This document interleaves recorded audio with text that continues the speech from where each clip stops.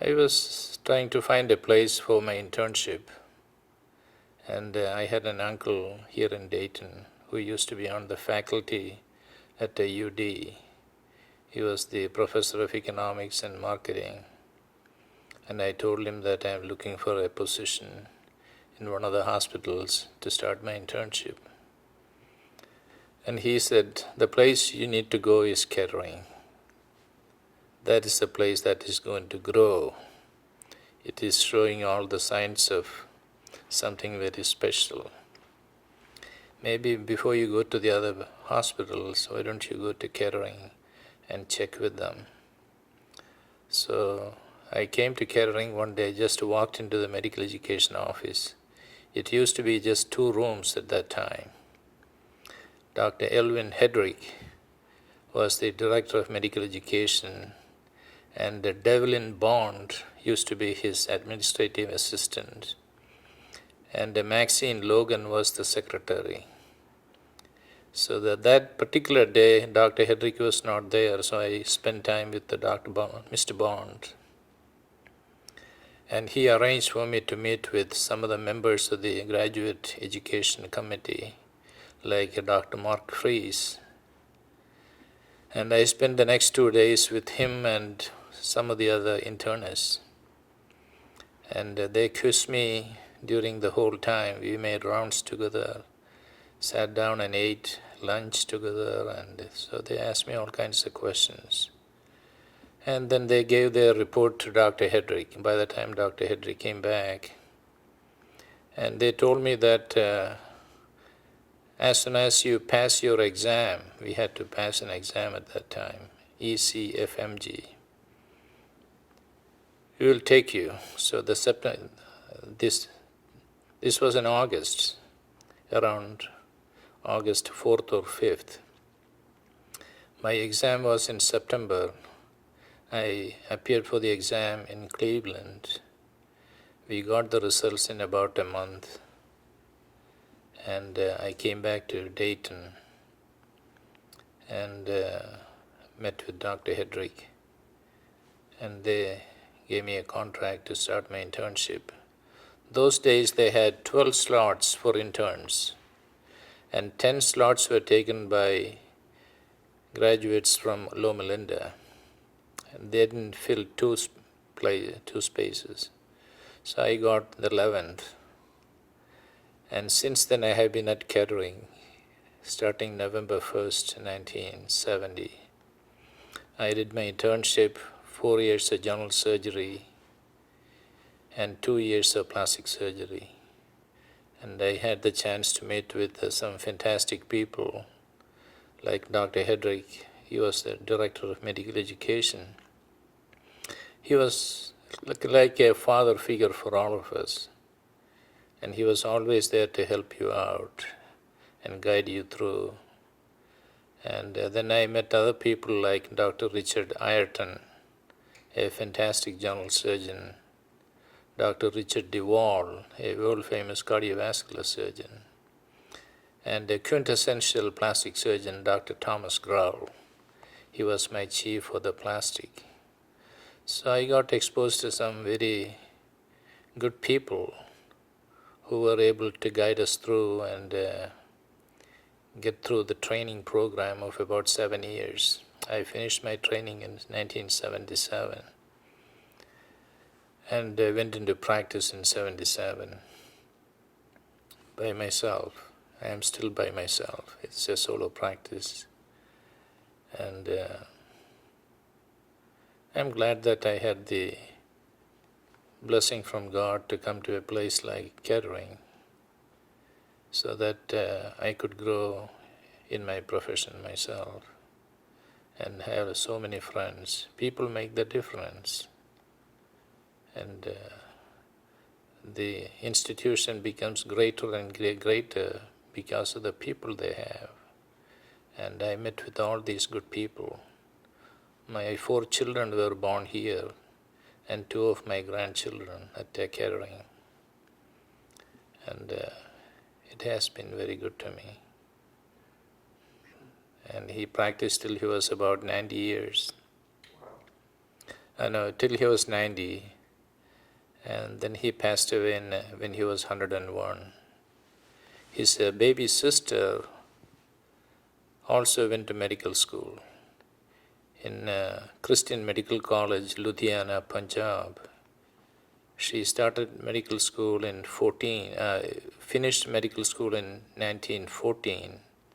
Then World War I started, and she was commissioned into the Royal Indian Medical Corps, and she was shipped to Aden to take care of the soldiers of English, Indian, American, French, all these soldiers there. And she was there for the next 4 years, and then she came back and got married to a British-trained Indian radiologist.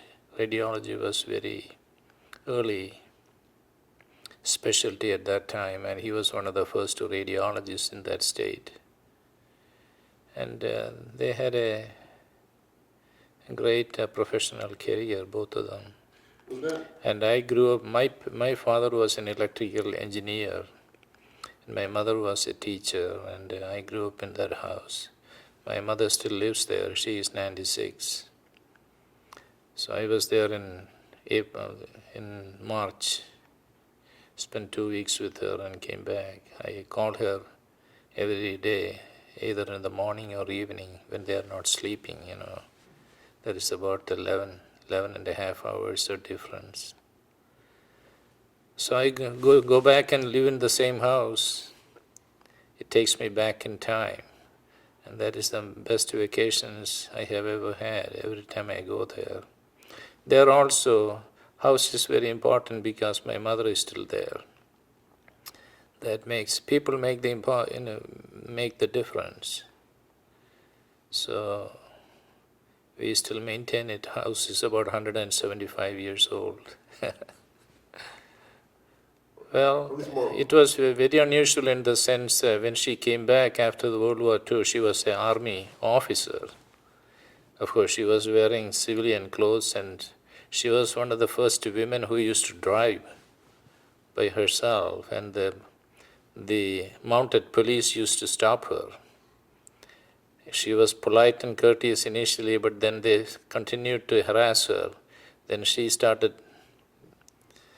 talking back, and then they stopped harassing her because they were not used to these things either, women driving and talking very good English, talking back. But the best thing that has happened to India is the greatest legacy the British left in India is the English language and the English model of education.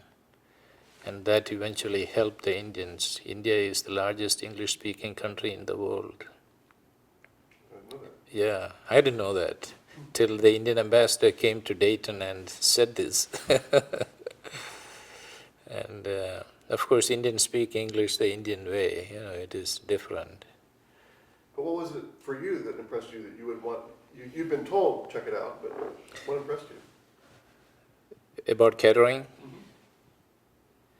Well, it looked like a very nice, luxurious place because the hospitals I was used to in India is not that luxurious. They are open wards where there will be about something like 30 beds lined up, and that's where the patients are. And here there are separate rooms. Each room has the place to hand wash and clean and paper towels and all that. And there they have a big basin of Dettol. It is an antiseptic solution. You dip your hand in that and use the same towel to dry your hand, things like that.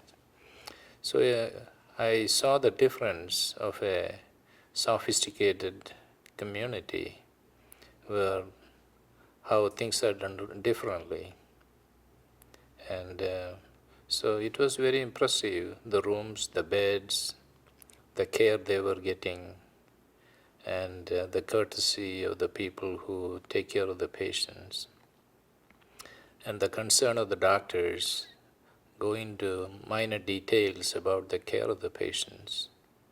So it was very different, and all the laboratory tests that we could do here easily, you order that and somebody will take care of that. So all the conveniences of a refined society, you are getting exposed just like that. So it is sometimes overwhelming, but then it becomes normal with time.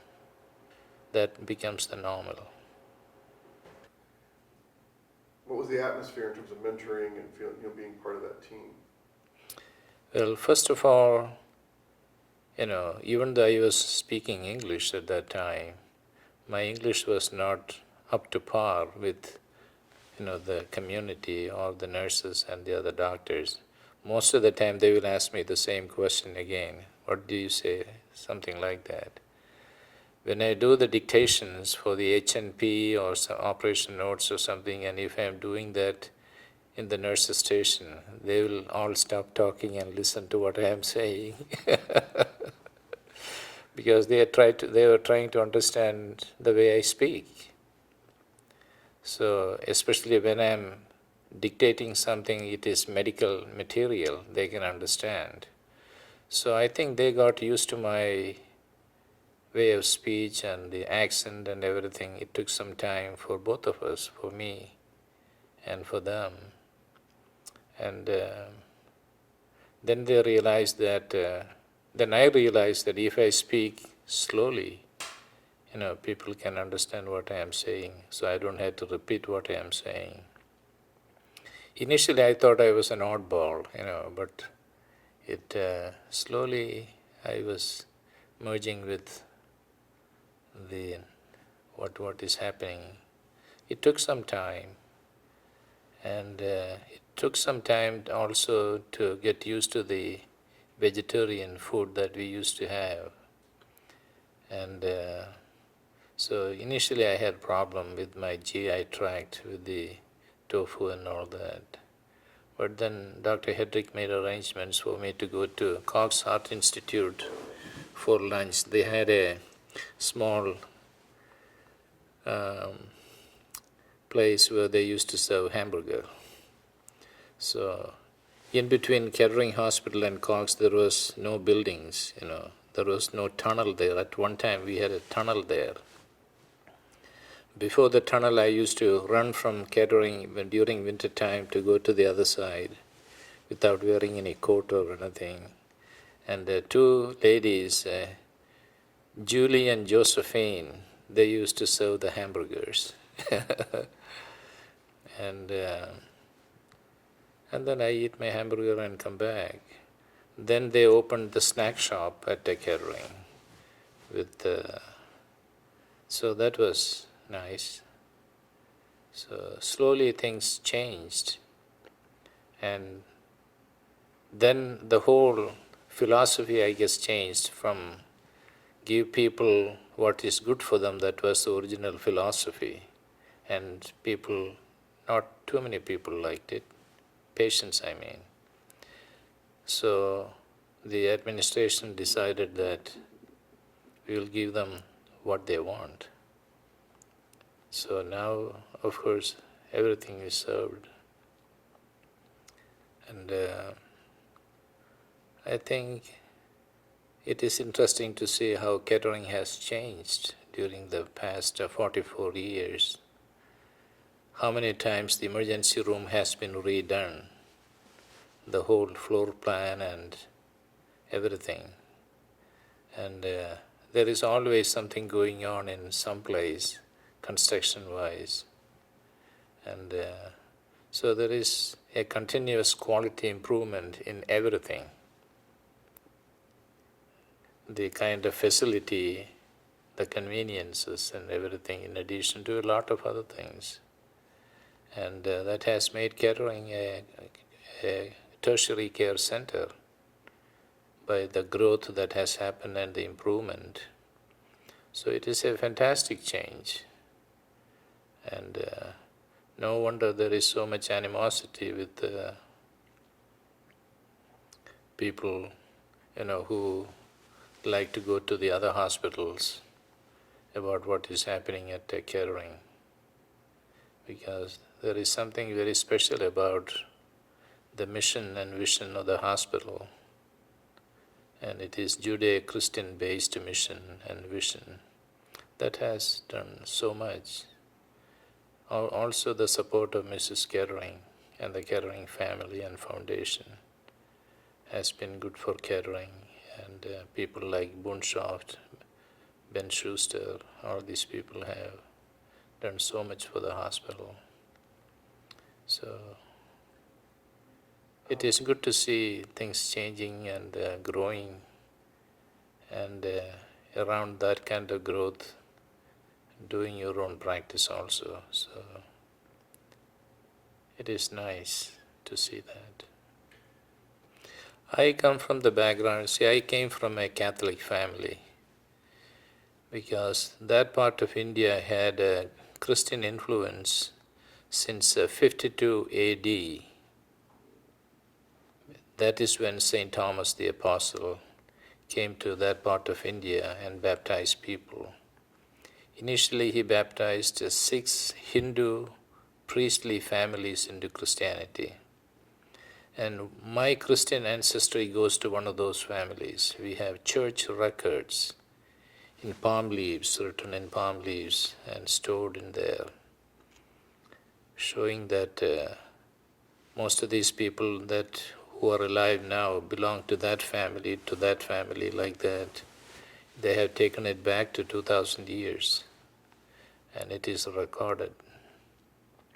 In fact, the particular sect of people, few families that lived in that seaside village, they didn't know that they were related to these families who already had traced their background to the original family who became Christians.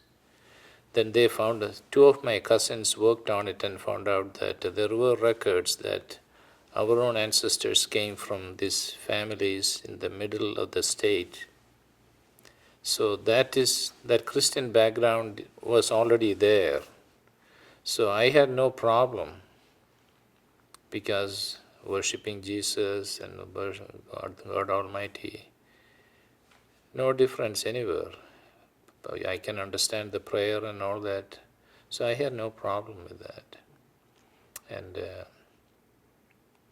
it is a little bit, Catholics are a little bit different compared to Protestants, but you accept what it is. Everybody prays to the same God. And so I had actually no problem going to church on Sundays. Life became very normal, because my uncle used to be the one who was on the faculty at UD. He was a Catholic priest, and he used to say Mass in a church in Miamisburg every Sunday and Saturday. So we used to go for that. So going for Mass as a Catholic was very common. And I have been to other Protestant churches for different reasons later on, and I felt very comfortable. I had no problem with that. What has that meant to you in terms of your medical practice or for you personally? Well, I think, the God's help and presence you feel when you pray to God and take care of patients, in the sense that when I'm doing, I pray so much I cannot believe that myself, or on a daily basis.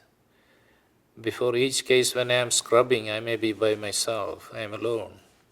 I pray at that time, pray for the patient to give me the guidance, hold my hand and walk with me and show me the way and guide me through the surgery so I can help this patient. And I pray Our Father all the time. And so I think it does help, because I also take a Bible study fellowship. And I have been doing that for the last 4 years in Patterson Park Church in Beaver Creek. And we are about 200 people who are doing that. There are several doctors and dentists also, and from Kettering. And that is a fantastic experience. I had never done that before, because Catholics usually, children grow up studying catechism. They are not told about reading Bible, and so I didn't grow up reading Bible, even though I was very knowledgeable about catechism. And when I started reading Bible and studying in depth, it made so much difference about God's presence in people's lives and how you communicate with God and how you can get the help so to take care of the day-to-day problems that can come up in your personal life, family life, or professional life. And I think that is very unique in the sense that I have grown into that kind of a thinking mentality which I didn't have as a young man.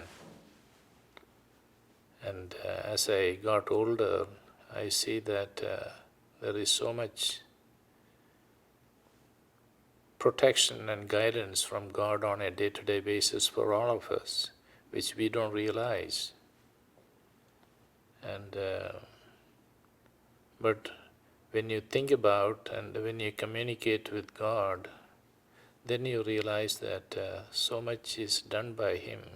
So many obstacles and dangerous situations you are able to cross, not because it is not luck. Normally we talk about, oh, I was so lucky.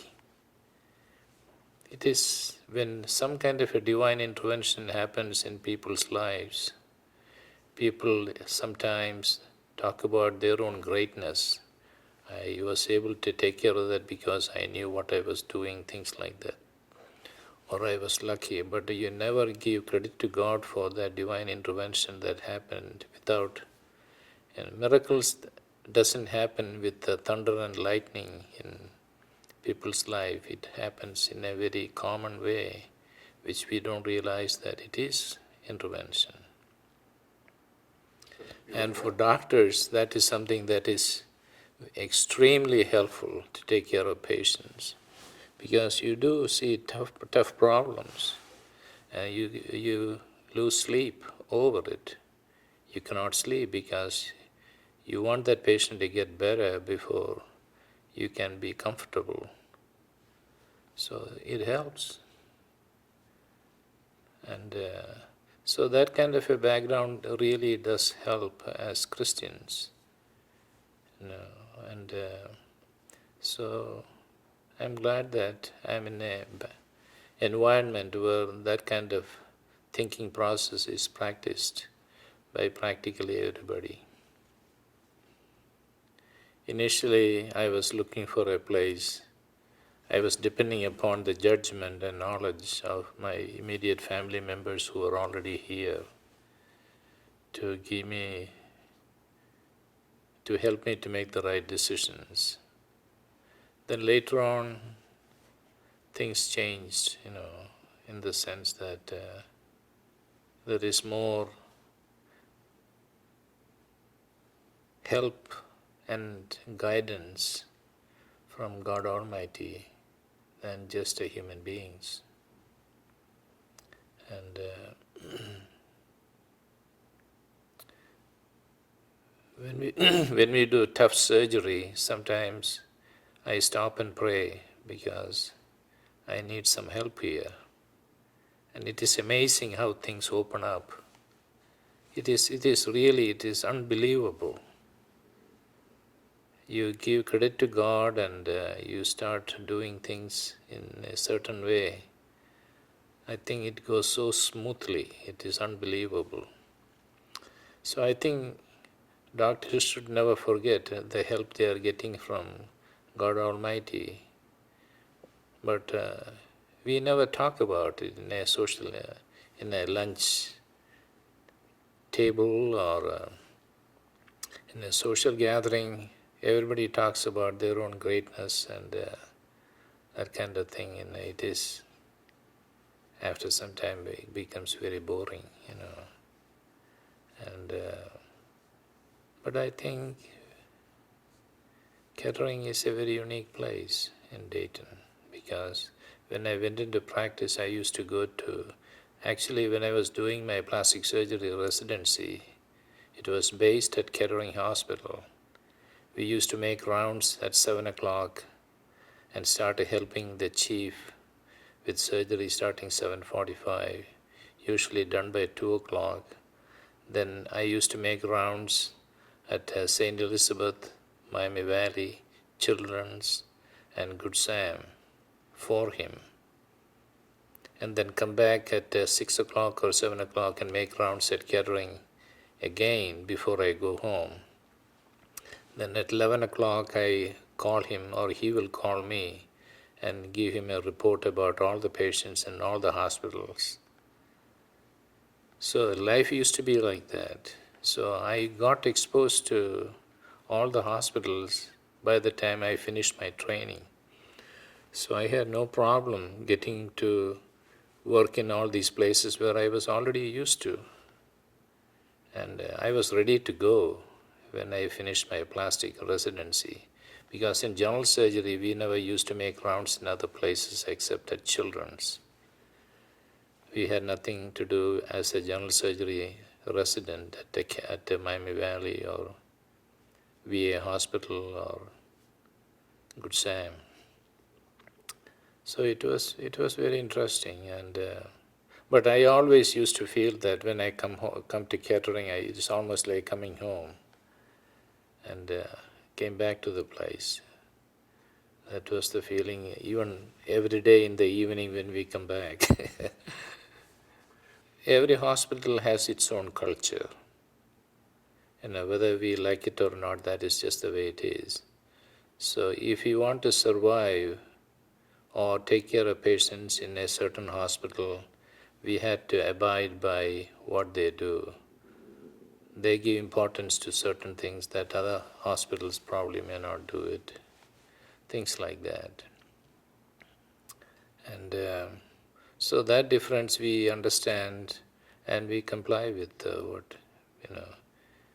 we had to follow rules and regulations that each hospital has. And we should be able to adjust our way of doing things so you can comply with what they want. So your patient gets better care. That is the ultimate goal. I found that Mrs. Kettering was highly respected as a citizen of Dayton and as a member of the Kettering family. And she was there all the time to help what is going on, not just in Kettering Hospital, but in the city of Dayton. So she was somebody who has helped the entire community so much by different ways, at least mostly from the financial support she gave to places like University of Dayton, Wright State University, Kettering Hospital, and the church. And she was very impressed. She is the one who probably brought Mr. Nelson from California before the hospital was built. And evidently in Hines, Illinois, one of their family members was sick before, a long time ago. And they found that hospital was run by the Adventists, and she found that they run the hospitals very well. This is the people I want to run my hospital. That is the way both Eugene Kettering and Virginia Kettering. This I learned from other people who told me that.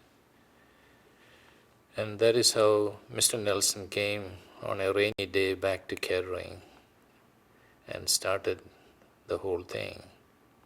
And some of my friends who are in practice, they used to be kids growing up around here, like Dr. Kiefaber and Stanley Alexander and all these people.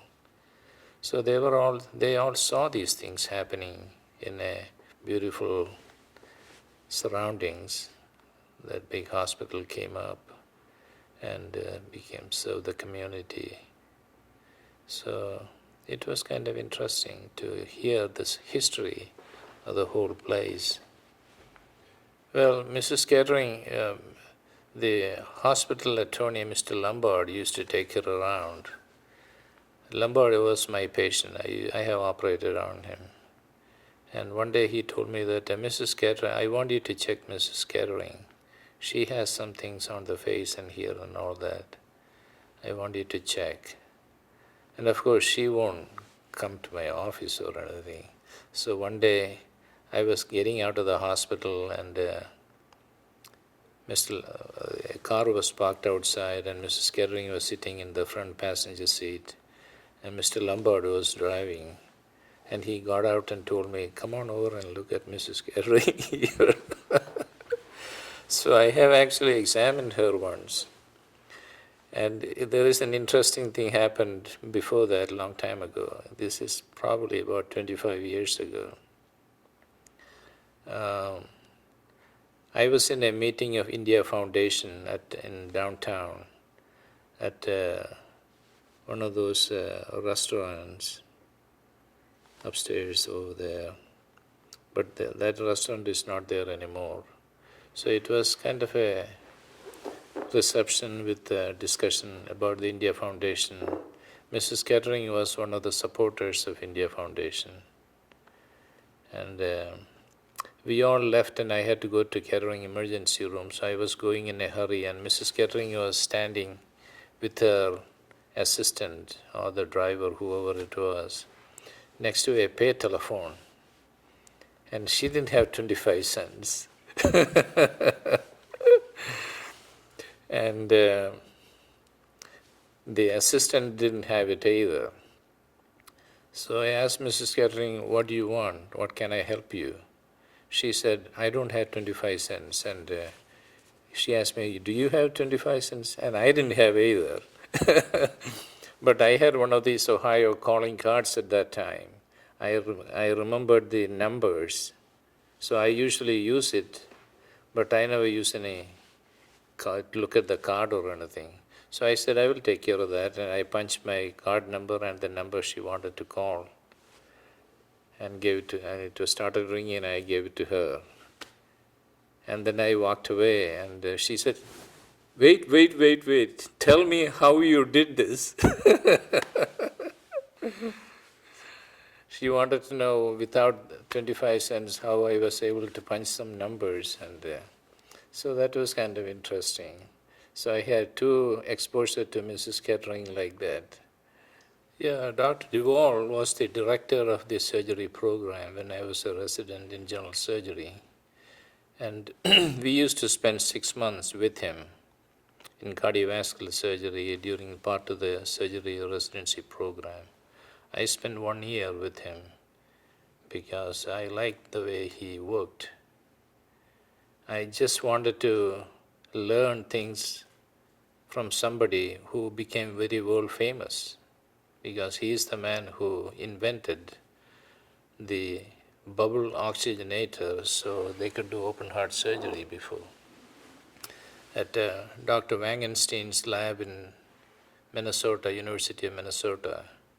So Dr. Duvall was famous a long time before I ever came to Dayton, because he was a world famous person. So I spent an extra 6 more months with him. He also appreciated that because he had the help. And so there are how these smart people think about how they solve their problems. Of course, it is mostly medical problems. And technically how they become very, very refined surgeons by their own expertise or knowledge or practice. And you have first-hand knowledge about exposure to all these things by standing on the other side from these surgeons. And then you make rounds with these people taking care of patients, then how they come up with how to solve a certain problems, how they take care of it. So that kind of exposure you don't get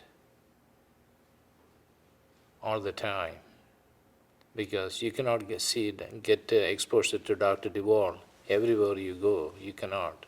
It happens only at Kettering Hospital. And another person was Dr. Richard Ayrton, who was a fantastic general surgeon. And initially I was afraid of him because he was very curt and right on the business. But then I realized that he's one of the fairest people I have ever seen. And a fantastic general surgeon, how he deals with patients and deals with the nurses and things like that.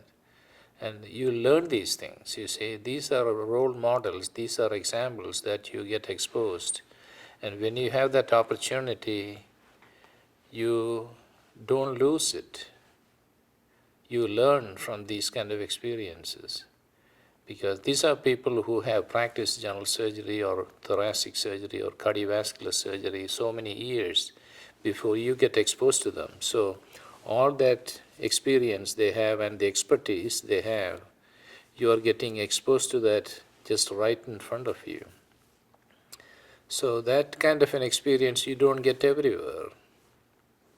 And people like Dr. Growl, he is somebody who had so much training. After he finished his own training residency, he spent time with all the expert, world-famous plastic surgeons all over the world before he came back to Dayton, Ohio, where he grew up. And everybody has personality differences, and you get used to these kind of things. And you adjust yourself so that you can learn. And residency is a learning experience. It is not just a work experience. And when you learn from these expert people, that stays with you. And so that kind of experience you don't get everywhere. So, but Kettering, we had these people. Dr. Small was my senior resident when I started my residency. And Dr. Small was a great example. We tried to work like him and imitate him because we saw that he is somebody whose way of doing things is something that we can learn ourselves and keep it in your own techniques also. And Dr. Small was one of the greatest examples of a good senior surgeon, senior resident, when we were junior residents. And after 2 years, when I became the second year resident, he finished his training and went into practice. And certainly I didn't mention Dr. Small in the beginning because he was a resident at that point. And but then I did work with Dr. Small as a attending, and I was still a resident at that time. Well, he was doing some mission work before he came here. I think after he graduated from Loma Linda, he had 1 year of general surgery someplace in California, and then he was in the missions. Part of it was obligation as a Seventh-day Adventist. He had to do it. So I think he was in Mexico someplace doing some missionary work. And then he came here as a second-year resident in general surgery. And by the time I became an intern, he was already a third-year resident. And I used to work with him at that time. We were working with Dr. Duvall. Dr. Small was a resident, I was the intern.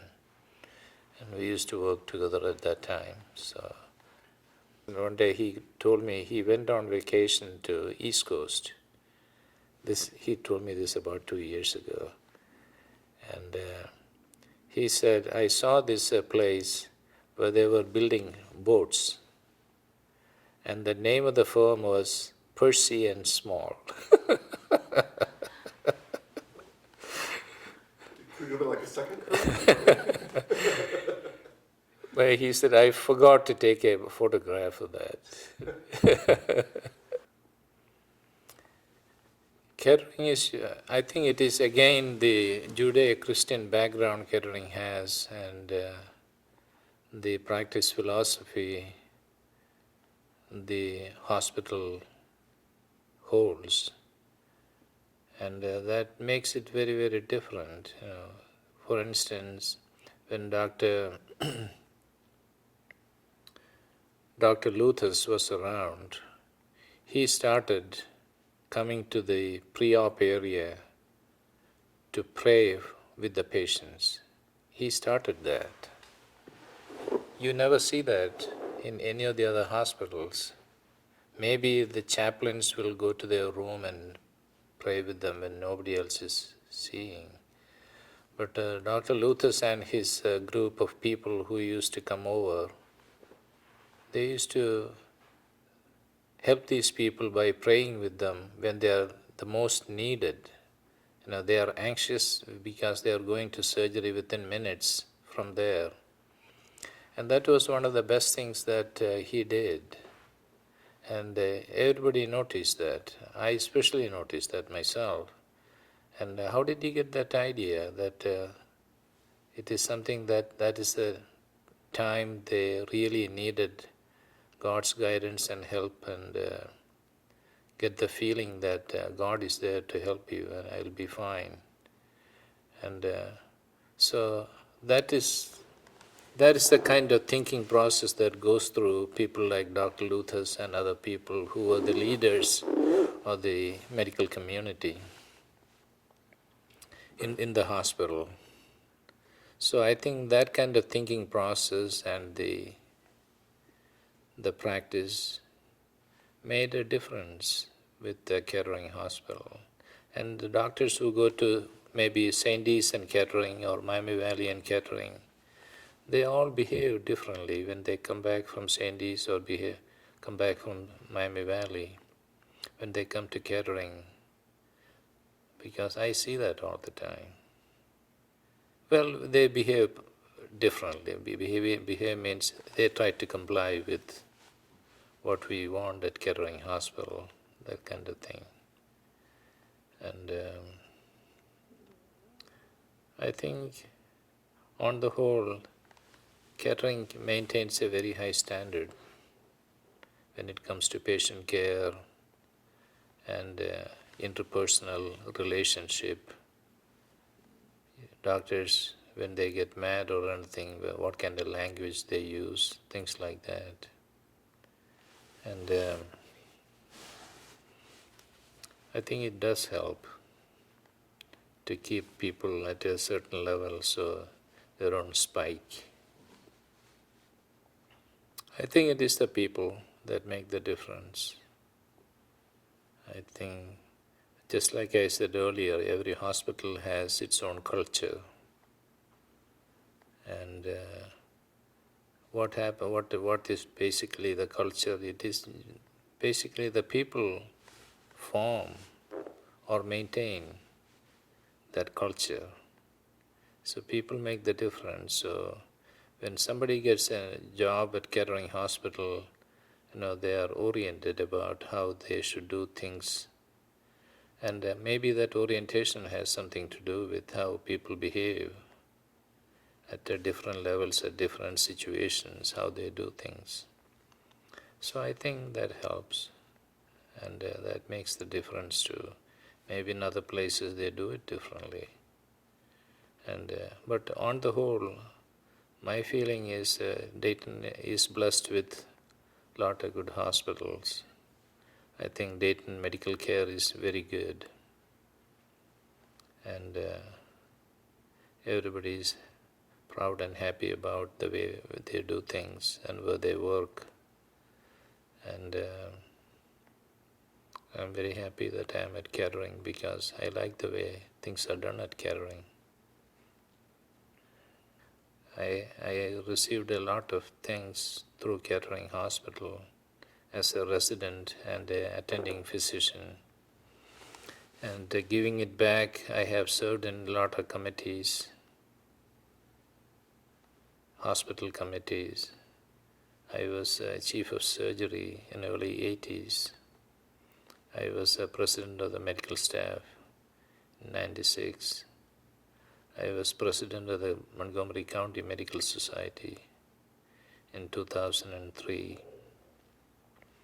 and director at large before that. at the County Medical Society.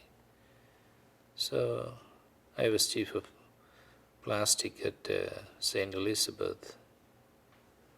So I have tried to give back what I received from the community to a certain extent back to them by serving at different levels. For a solo practitioner, this is a lot of time taken off from your family and your own practice when you do that kind of stuff. It is easier to do these kind of things if you're in a group. When you're alone, it affects your practice. But I thought it is something that I have to give back because I came here just like that on a August evening, and I was able to get into the right kind of contacts and places. I think people make the difference. That is the greatness of this country. Greatness of America comes from the greatness of the people. And you realize that only when you have the chance to compare. And for somebody like myself, I can do that very easily because I was exposed to a different culture and a place before I came here. And so you read about the greatness of the country and people when you are someplace else, but when you actually really see it and live with it, it is an entirely different experience. And there is so much blessing people in this country has. We have to realize that, how much way well off the whole country and the people compared to the rest of the world. But there is so much complaining and all kinds of things going on. We don't talk about the good things that is happening. We usually talk about the bad things that is happening. Human beings are pretty much the same anywhere. We have the goodness and badness everywhere. And but how we deal with these kind of things. In America, people deal with things differently and better. So there is so much great. There is no wonder that this country is this great, because it is the people that make it great. And nothing else, it is the people. Of course, the resources and all the blessing a country has is good to have that, but how the people deal with it and take care of it, that makes all the difference in the world. And so I see that. I see that when I go home and to my family home in India and come back, I see the difference every time I go and come back. But then life becomes daily things, so you forget about these things. But when you travel and come back, you can see the difference.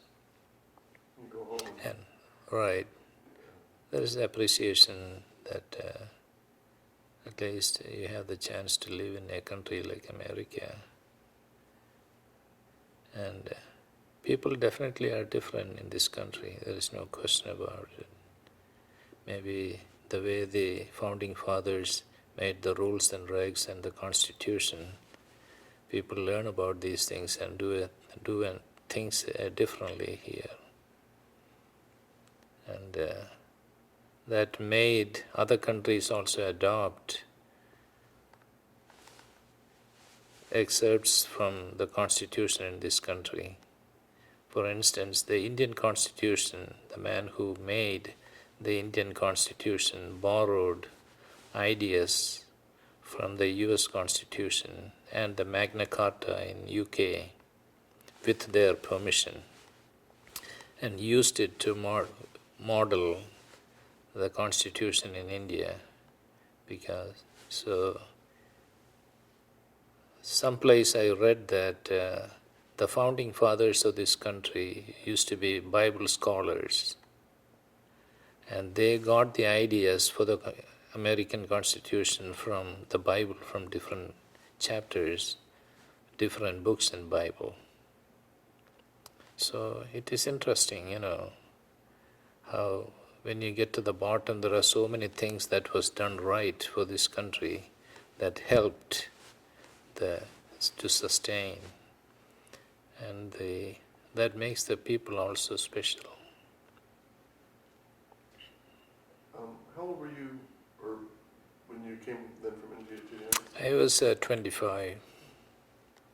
So you had gone through all, you'd been through med school also in India? Yeah, I had my bachelor's degree in chemistry and my medical school degree. I finished my medical school and internship over there.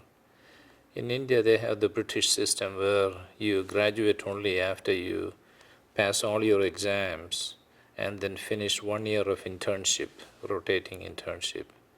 They call it house surgency.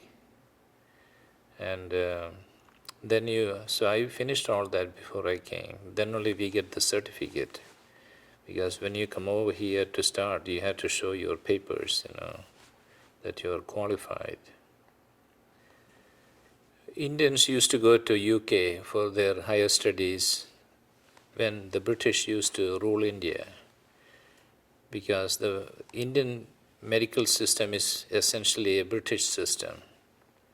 So it used to be the normal thing for the Indian doctors to go to England and get their fellow of the Royal College of Surgeons or a member of the Royal College of Physicians, which is essentially they go through the training like the residency here and pass their exams and become that.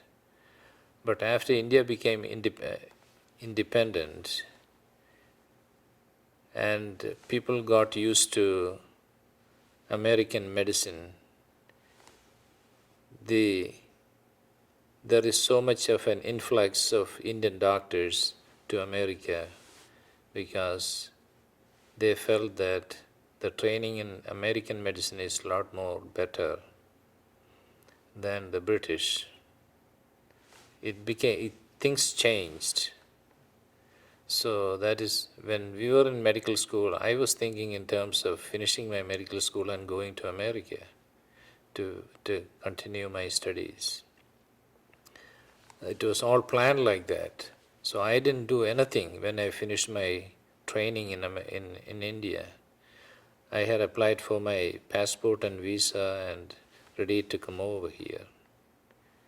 And my younger sister lives in Cleveland, so her husband sponsored me and I came.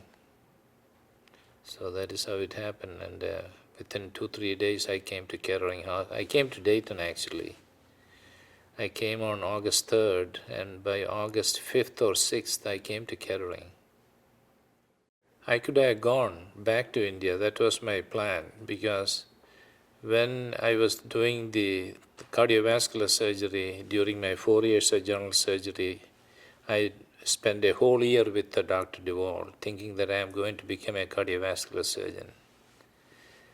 And so our friends and other people, we communicate with each other, and I found out that the training in America in cardiovascular surgery is superb.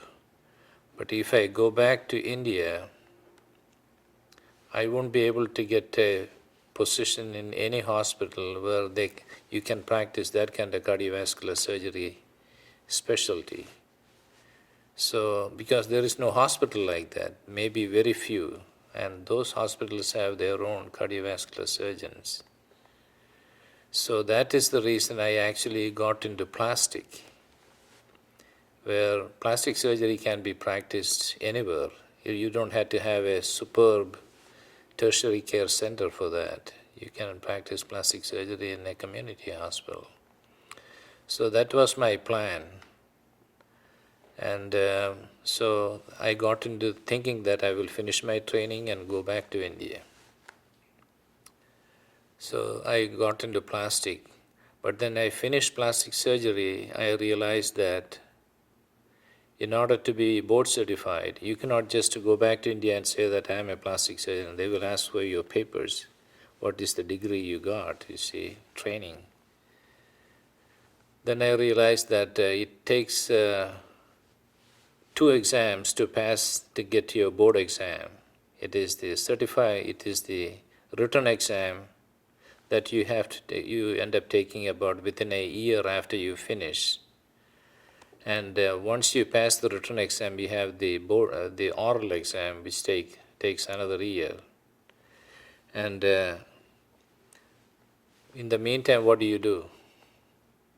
Okay, you have to have some kind of a job where you can basically take care of patients and make a living so that you can accumulate all the paperwork that you need for the written exam and the oral exam. For the oral exam, the requirement is you had to present 8 different cases from your practice with the records from your office showing that you did take care of the patient, with the pre and post-op photographs, necessary x-rays, laboratory results, and you had to make binders with each case, all accumulate, and you present that before your oral exam. So these kind of requirements requires that you need to have a job before you can do that. So when I finished, I realized this several months before I finished my residency, that this is what it is. So you better look for a job in wherever you want to do it, or you cannot get your board certification. So I decided to go by myself and start a practice so that is how I started. But once you get started, you get more obligations and things like that. So I also went to India about 2 years after I went into practice here in July 1977.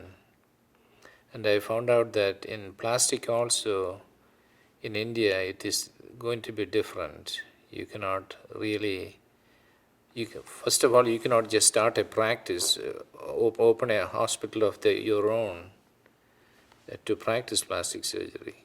You had to be employed by some hospital. And they don't have the kind of facility at that point, in 1977, 78, you need. So I decided I better stay back in America. My kids were all born here, and we had already lived here for about 7 or 8 years by that time. And so I just stayed and got my citizenship and all that. And so that is how it happened.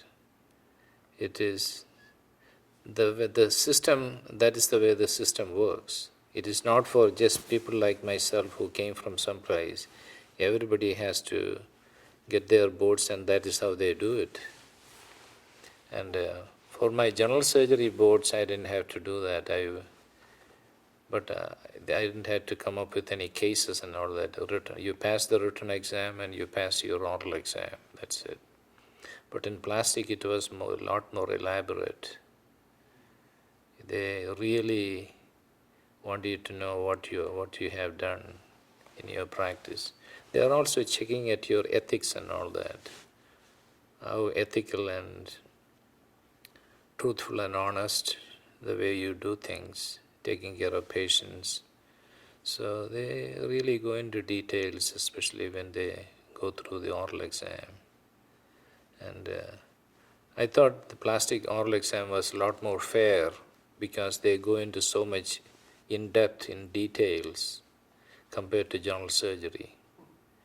And but both American Board of General Surgery and Plastic Surgery were founded just about the same year, 1936.